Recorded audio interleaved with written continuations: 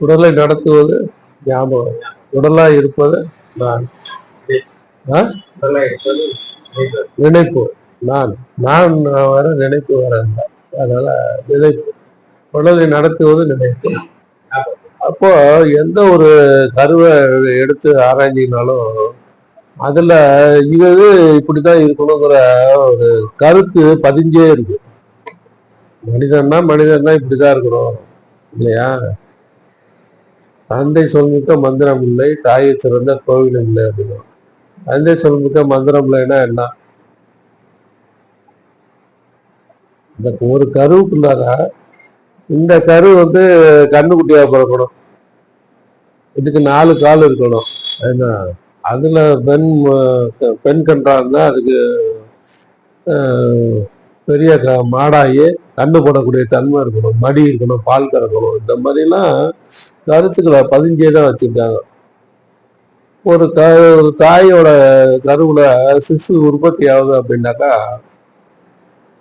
அந்த கருவுக்கு கை இப்படி இருக்கணும், கால் இப்படி இருக்கணும், என்ன கண்ணு இப்படி இருக்கணும் அப்படின்னு ஆர்டர் போடுறது யாரு? தந்தை. தந்தையோட அணுவுல தான் அந்த விஷயங்கள்லாம் பதிஞ்சிருக்கு. தாயோட அணுவுல அந்த மந்திரத்தை, தந்தை சொல்லிக்க மந்திரம் இல்லை, அந்த மந்திரத்தை வாங்கி அந்த மந்திரத்தை செயல்படுத்தக்கூடிய தன்மை இருக்கு. அதான் தாயை சிறந்த கோவில் அப்படின்னு ஒரு பழமொழியை நம்ம சொல்றோம். அதனால நீங்க என்ன சொன்னீங்க? உடம்பு, அன்னைக்கு சொன்ன உடம்பு, இந்த உடம்ப உருவாக்குனது யாரு? அன்னம் விட்டு பால் ஊட்டி வளர்த்து அன்னம் விட்டு காப்பாத்துறது எல்லாம் யாரு? தந்தைங்கிறது ஏற்கனவே சொல்லிட்டான் மந்திரம் அப்படின்னு. மந்திரமா இருக்கிறது, அறிவா இருக்கிறது எல்லாம் யாரு? தந்தை இல்லையா? அது உச்சியா? ஆமா. உனக்கு சொந்தம் நெற்றி, அதாவது சகசிராரம் நெற்றிக்கண் அப்படின்னு சொல்லக்கூடியது. இப்போ மூலாதாரத்துல மூண்டலு கணலை அது திட்டமிடுதல்லாம் எங்க நடக்குது?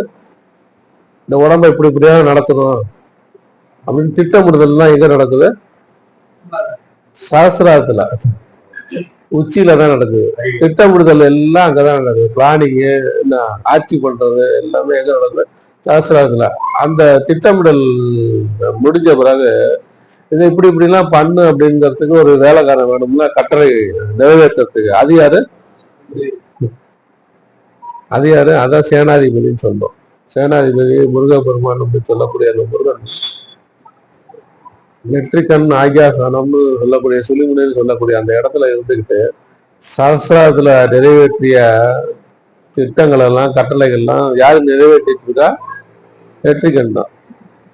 அப்ப உனக்கு நிறைவேற்றுறது தானே உனக்கு சொந்தம். அதான் சொல்றாங்க. நல்லா ஆராய்ச்சி பண்ணி பார்த்தா இல்லை நம்ம கேட்பது. இது பதிவுக்கெல்லாம் பொருத்தமா இருக்காது. ஆமா, சித்ரா பௌர்ணமி காலங்கள்ல நம்ம மற்ற வேலைகள்லாம் ஒதுக்கி வச்சுக்கிட்டு உணவோட சுகத்தோட லயமாகி இருக்கிறதுக்கு முயற்சி பண்ணலாம், தப்பு கிடையாது.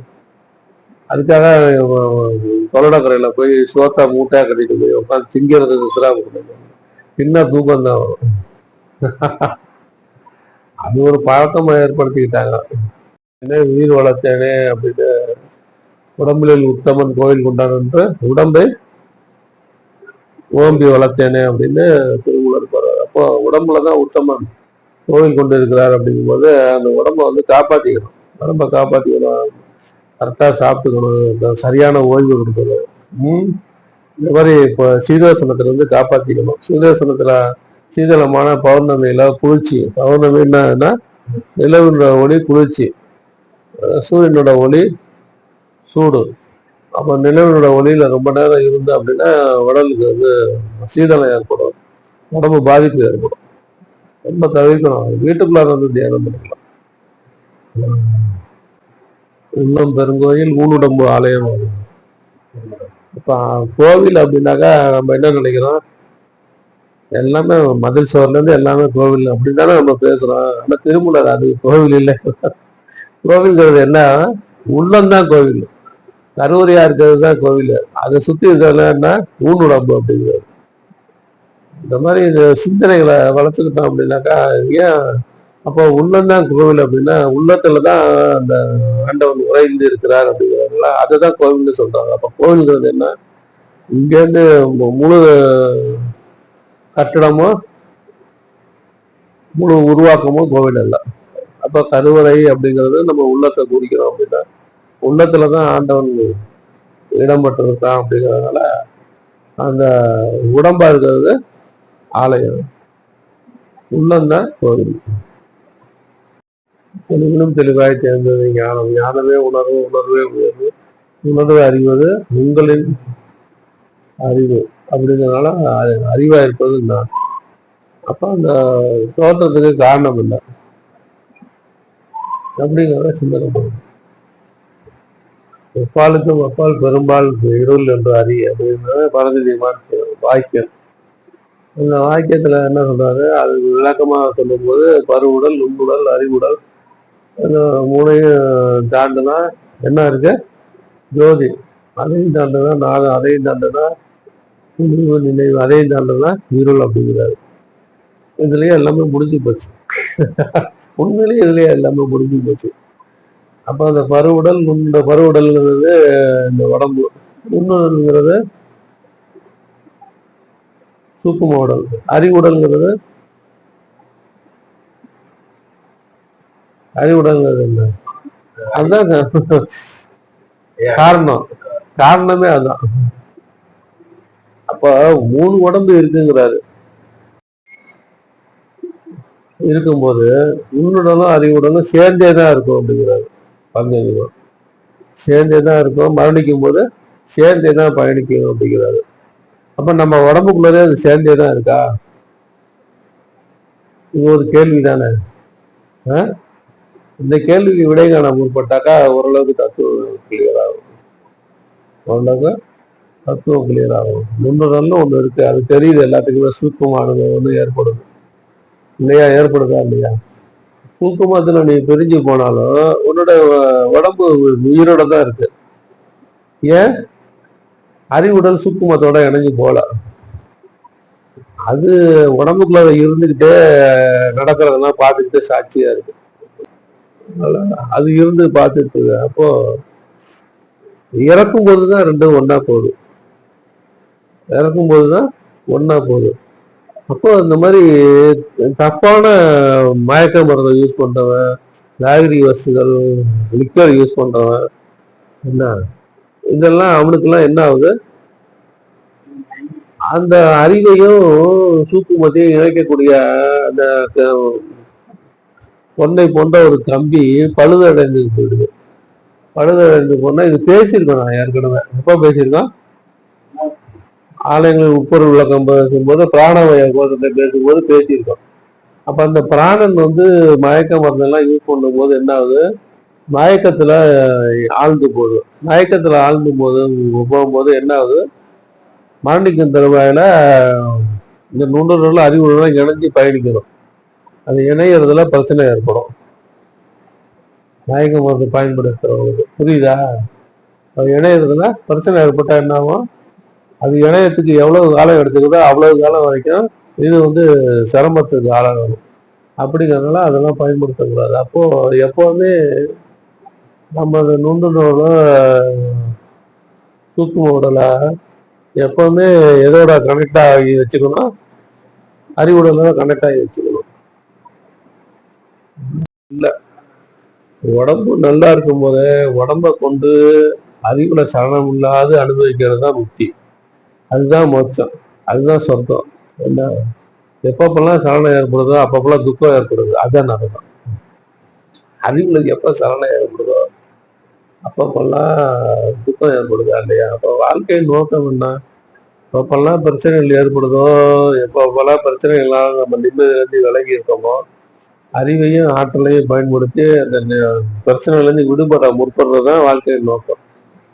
வாழ்க்கையின் நோக்கம் வேற என்ன, பிரச்சனை ஏற்பட்டா என்ன பண்றோம், ஒரு வெற்றிக்கான பயன்படுத்தி இந்த பிரச்சனையில இது எப்படி விடுபடலாம் அப்படின்னு சிந்திக்கிறோம்.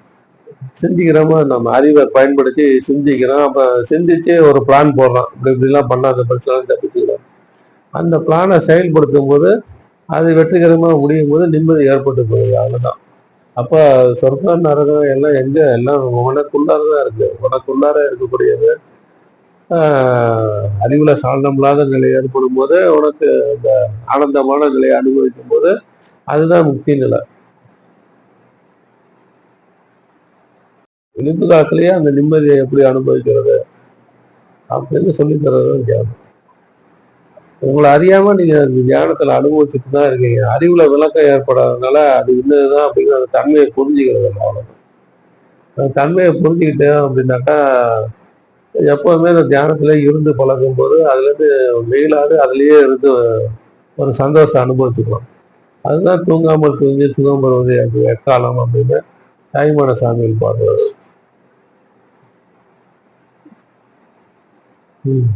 பாதுகாத்துக்கணுங்கிறது நல்லதுதான். தலையில வந்து அதுக்காக நாத்துல எல்லாம் பெரிய பெரிய தலப்பா கட்டிக்குவான். விஸ்வம் சீதோஷம் வந்து தலையை நம்ம கூட அதிக வெயிட் எல்லாம் தூக்கக்கூடாதுங்கிறாரு பரதேசி. தலையில சிரசாசனம் பண்ணக்கூடாது அப்படிங்கிறாரு. ஏன்னா மிக நுண்ணிய நரம்புகள்லாம் தலையில இருக்கிறதுனால அதுக்கு பாதிப்பு ஏற்படாம பார்த்துக்கிட்டாதான் ஞானம் கிடைக்கும். அப்படிங்கிறதுனால அதை பாதுகாத்துக்கிறது நல்லது. அதுக்காக ஏற்பட்டதுதான உடைய அதெல்லாம் இல்லாட்டியுமே ஞானம் கிடைக்கதான் செய்யும். மொட்டையா ஒருத்தன் இருக்கான் அவனுக்கு ஞானம் கிடைக்காதா? ரொம்ப கற்பனை அதெல்லாம். ஆனா தியானம் பண்ண பண்ண பண்ண நிறைய விஷயங்கள் நடக்க ஆரம்பிக்கும். அது உங்களுக்கே தெரியாது. கரையருகே நின்ற காணல் ஊறி நீர் வரை என்பர் மதியிலா மாந்தர் நுரை திரை நீக்கி நுகர வல்லாருக்கு நிறைய நீங்குமே நமனும் அங்கு இல்லையேன்னு திருமூலர் பாடுறாரு. அப்படிங்கிறோம். நுகர்வோர்னா யாரு? கன்சூமர். அதானே? பொதுமக்கள் இல்ல, நுகர்வோர்னா வாங்கி அனுபவிக்கிறது. அது நுகர உள்ளாருக்கு. அந்த மாதிரி குண்டலினிய அந்த சுகத்தை அனுபவிக்கக்கூடிய வல்லமை உள்ளவனுக்கு இதெல்லாம் நடக்குங்கிறாரு திருமூலர்.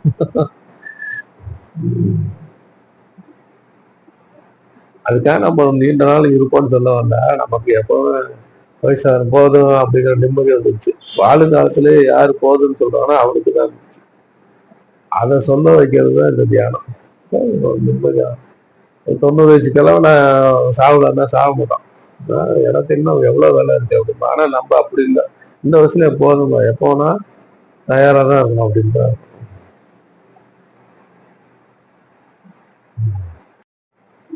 சூக்குமம் பிரியறதுக்கு தலை வந்து தரையோட இருந்தா ஈஸியா பிரியும். இல்லாட்டி அது தடை ஏற்படும். தடை ஏற்படும் போது அவன் கஷ்டத்தை அனுபவிப்பான். அதெல்லாம் அது வந்து ஒவ்வொன்றுக்கும் அர்த்தம் இருக்கு. கூடல் இனிமையா இருக்கும். அதனால கூடலும் உள்ளதான் எப்பவுமே கூடலா இருந்தா அதே சலிச்சு போயிடும். ஆனா கொஞ்சம் விலகுதல் இருக்கணும், கொஞ்சம் சேருதல் இருக்கணும். அதுதான் வாழ்க்கை.